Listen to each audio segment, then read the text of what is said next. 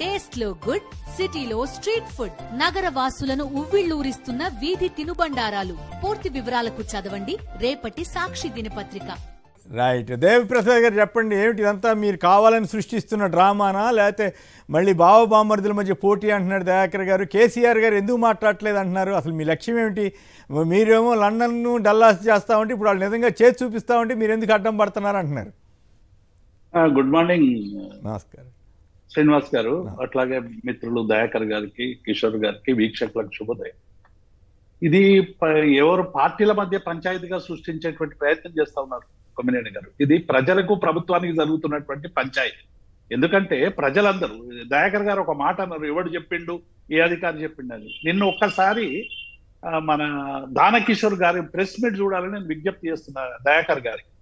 వారు చాలా స్పష్టంగా చెప్పింది ఏంటి, మేము డ్రోన్ ద్వారా చిత్రీకరించినాం 11,000కు పైగా జనవాసాలకు సంబంధించినటువంటి విషయంలో కూల్చివేయడానికి, వాళ్ళని తరలించి కూల్చివేయడానికి మేము ప్రయత్నం చేస్తా ఉన్నాం.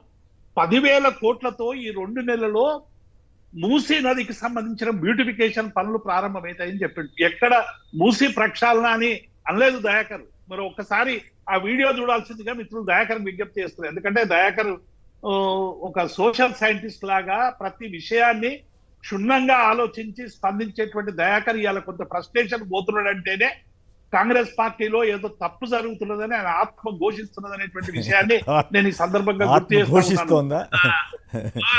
డెఫినెట్ గా, ఎందుకంటే పేద ప్రజల పక్షాన ఉండేటువంటి ఏ వ్యక్తి అయినా ఒక పేద ప్రజలకు చిన్న గాయమైన బాధపడతాడు కొమ్మినేని గారు. మా దయాకర్ కూడా నేను అట్లని మేము భావిస్తాం. ఎందుకంటే వారు కాంగ్రెస్ ఉన్నా, ఇంకెక్కడున్నా, ఎక్కడున్నా ఇలా డెఫినెట్ గా ఇలా మూసీకి సంబంధించి ఇలా జరుగుతున్న ప్రచారం అంతా ఎట్లా ఉంది. మొన్న రేవంత్ రెడ్డి గారు ఎక్కడో యూరప్ అక్కడికి ఇక్కడికి అన్ని పోయొచ్చు. పోయిన తర్వాత ఈ నదుల వెంబడి ఎక్కడైనా అటైనా ఇటైనా ఇరువైపులా ప్రభుత్వానికి భారీగా ఆదాయం వచ్చేటువంటి ఒక పరిస్థితి ఉంది. కానీ మూసీ నదిలో ఈ మురికి కూపం ఎందుకు, నల్ల మనుషులు ఎందుకు, ఈ బలీళ్ళు ఆరవేసేందుకు, చీరలు ఆరవేసేందుకు, ఈ పేద ప్రజలు ఇక్కడ మధ్యలో ఉండడం ఎందుకు అనేటువంటి ఒక బృహత్తరమైన ఆలోచన వచ్చి ఉంటది కొమ్మినేని గారు. వచ్చి ఇక్కడ ఏం చేస్తున్నారంటే రేపు 70-80 కిలోమీటర్ల స్ట్రెచ్ అంతా కూడా పెద్ద ఎత్తున, నిన్న దానకిషోర్ గారే అన్నారు, నేను చెప్పే మాటలు కాదు, దాని వల్ల ప్రభుత్వానికి బాగా ఆదాయం వచ్చేటువంటి అవకాశాలు ఉన్నాయనేటువంటి విషయాన్ని నిన్న ప్రస్తావించారు. ఒకరేమో పర్మిషన్లకు గౌరవిస్తామని చెప్పి ఒక అధికారి చెప్పిండు. రంగనాథ్ గారు పర్మిషన్ లేవు, ఒకవేళ తప్పుడు పర్మిషన్లు అవి మేము కూల్చివేస్తామని ఒక ఆయన అంటారు. మేము ఏమంటున్నామంటే ఇలా డెఫినెట్ గా ప్రతిపక్షంగా ఎక్కడ కన్నీళ్లున్నా, ఎవరి కష్టాలున్నా, ఎవరి ఇబ్బందులున్నా డెఫినెట్ గా ప్రతిపక్షాలకు ఏం పని ఉంటది కొమ్మినేని గారు? వారు అదే పాత్ర పోషించిన ఇన్నేళ్ళు, మేము ఇప్పుడు అదే పాత్ర పోషిస్తున్నాం. రేవంత్ రెడ్డి గారు అనలేదా ఇదేమన్నా ఖురానా, బైబిలా? డెఫినెట్ గా ఏమైనా చట్టాలు ఉంటే సవరించుకునేటువంటి హక్కు ప్రభుత్వాలకు ఉంటది. మీరు ఆ వీడియో చూపించలేదు, అన్ని వీడియోలు చూపించారు, కానీ రేవంత్ రెడ్డి వీడియో చూపిస్తే మంచిగా ఉండేది. ఎంత క్రిమినల్ వేస్ట్ కూలగొట్టడం చూపించాం, మీరు గమనించలేదేమో, చూపించా ఎంత క్రిమినల్ వేస్ట్ అని అన్నాడు. అంటే అది వేరే ఛానల్ అయింది కాబట్టి మీరు లేదు చూపించామండి. మాకు వేరే ఛానల్ అయినా కూడా నాకు ఉపయోగపడుతుంది అంటే చూపించాం. మరోసారి చూపించమంటారా? మరోసారి చూపిస్తే నేను కావాలని చూపించినట్టు ఉంటది. అది మీరు వచ్చే లోపే అయిపోయినట్టు. మేము ఒక్కటి ఏమైంది కొమ్మినేని గారు, గ్రామీణ ప్రాంతాల నుంచి అనేక కారణాల వల్ల, సామాజిక కారణాలు కావచ్చు, ప్రభుత్వాలు అవలంబించినటువంటి అనేక కారణాలు, ఈ 10 ఏళ్లే అని ఒక మమ్మల్ని బాగా ప్రెషర్ చేసే ప్రయత్నం చేస్తారు. కానీ ఇది 10 ఏళ్లలో జరిగినటువంటి పరిణామం కాదు కొమ్మినేని గారు, ఇది దశాబ్దాలుగా. నేను ఇంతకుముందు దయాకర్ నేను డిబేట్ లో ఉన్నప్పుడు కూడా చాలా సందర్భాల్లో ఈ చర్చ వచ్చింది. 2005లోనే వైఎస్ రాజశేఖర రెడ్డి గారు నక్సలైట్లతో చర్చ జరిపినప్పుడు, ఆనాడు మావోయిస్ట్ పార్టీకి సంబంధించిన ప్రతినిధితో చర్చ జరిగినప్పుడు వాళ్ళు ఒక బుక్లెట్ ఇచ్చారు కొమ్మినేని గారు. ఈ రాష్ట్రంలో ఎన్ని భూములు కబ్జాలైనాయి, ఎవరెవరి చేతులు ఉన్నాయని పేర్లతో సహాయించారు కొమ్మినేని గారు.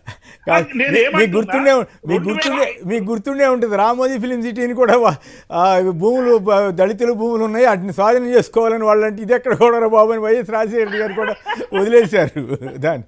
ఇప్పుడు అది జానారెడ్డి గారి దగ్గర కూడా ఆ బుక్ భద్రంగా ఉండి ఉంటది. మా దయాకర్ గారికి కూడా తెలుసు. నేను ఏమంటున్నా, ఇది ఒక్క ప్రభుత్వం చేసిన పాపం కాదు, మా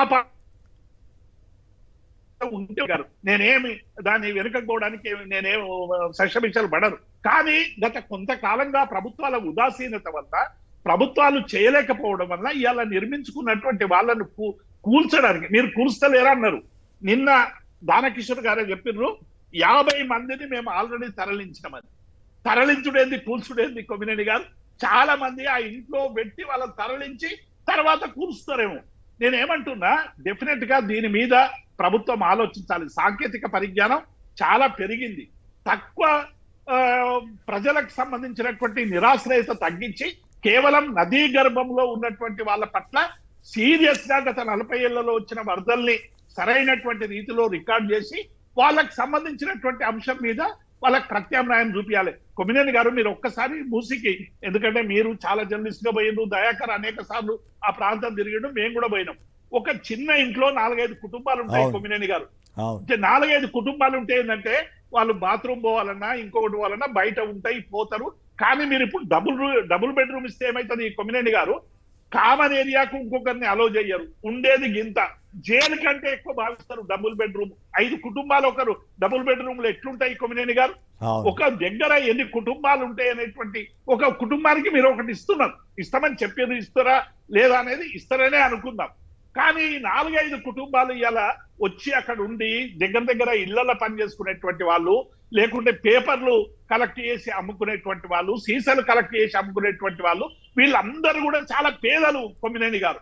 కాబట్టి వీటి విషయంలో కొంత రూల్స్ కూడా పక్కకు పెట్టి కొంత మానవీయత ప్రకటించాల్సినటువంటి సందర్భంలో ఇలా నిన్న మీరు ఇంతకుముందు ఏదో ప్రస్తావించరు ఒక పత్రిక గురించి. ఆ పత్రికకి సంబంధించినటువంటి ఒక ముఖ్యమైనటువంటి నా జర్నలిస్ట్ ఏంటంటే 10 ఏళ్లలో మీరు తెచ్చుకున్నటువంటి ఏదైతే వ్యతిరేకత ఉన్నదో 10 నెలల్లోనే వచ్చింది అనేటువంటి మాటను, అంటే రేవంత్ రెడ్డి గారిని పూర్తిగా సమర్థిస్తూ వచ్చినటువంటి వాళ్ళే ఇవాళ ఇటువంటి చర్యలను సమర్థిస్తలేరు. అందుకే నేను దయాకర్ గారి ద్వారా రేవంత్ రెడ్డికి కానీ కాంగ్రెస్ కు విజ్ఞప్తి చేసేదంటే, ప్రజలు అనేక ఆకాంక్షలతో మిమ్మల్ని ఎన్నుకున్నారు. మీరు అనవసరమైనటువంటి సమస్యల మీద ప్రధానమైనటువంటి దృష్టి పెట్టి మిగతా సమస్యల్ని మీరు సెకండరీ చేయొద్దు. చేయడం వల్ల మీ పార్టీకే నష్టం. అయితే ఒక మాట చెప్పండి దేవిప్రసాద్ గారు, మళ్ళీ సమానం చెబుతారు దయాకర్ గారు. మల్లన్న సాగర్ ని మీరు అక్కడ బుల్డోజర్ని పెట్టి ఇల్లు కోల్చలేదా? అప్పుడు వాళ్ళ ప్రజల ఆవేదన మీకు అర్థం కాలేదా అని అడిగారు నేను శ్రీధర్ బాబు గారు. డెఫినెట్ గా నాగార్జున సాగర్ అప్పుడు ఇల్లు కూల్చకుండానే ఆకాశంలో కట్టిందా కొమ్మినేని గారు? శ్రీశైలం ప్రాజెక్టు మా సింగూరును ఆకాశంలో కట్టిందా? ఎన్ని గ్రామాలు పోలేదు కొమ్మినేని గారు? అప్పుడు సోషల్ మీడియా లేదు, ఇంకోటి లేదు కాబట్టి రావు. డెఫినెట్ గా ఒక ప్రాజెక్టు కట్టినప్పుడు నిరాశ్రయులు అవడం అనేటువంటిది ఖాయం. కానీ ఇక్కడ జరుగుతున్నది ఏంది, అక్కడ జరుగుతున్నది ఏంది? లక్షలాది ఎకరాలకు నీళ్ళు ఇవ్వాలనో, సాగునీరు ఇవ్వాలనో, తాగునీరు ఇవ్వాలనో, ఒక 5,000 మంది 6,000 వాళ్ళకి అందరికీ రిహాబిలేషన్ చేసేటువంటి ప్రయత్నం చేసినాం కదా.